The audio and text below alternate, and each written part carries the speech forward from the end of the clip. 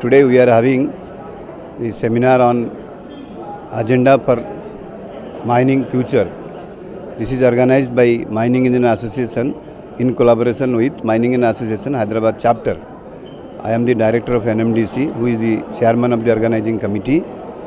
And we all know that last year the mining industry was suffering a lot and the production was truncated. But this new year, 12, 13, 14, will bring cheers to the mining industry.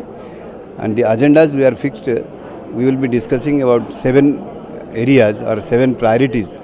The first priority will be the exploration, how to enhance the resource reserve or the mineral acquisition internationally, and the delays which are happening in the mining allocation.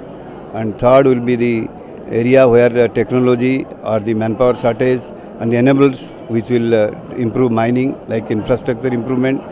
And the fourth agenda will be the sustainability in mining and sustainability around the mining. That will be the CSR activity which the mining industry has to take.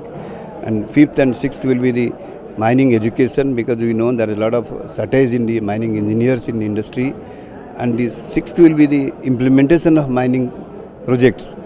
In India, most of the mining projects are getting delayed and not coming up in time. And this new year has to be in such a way that we should complete all the pending projects.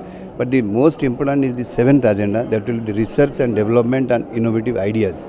Because today mining industry is not growing out of it, because the GDP growth 1.2% it is only contributing when we compare with the industry of other mining economies like Brazil, Australia.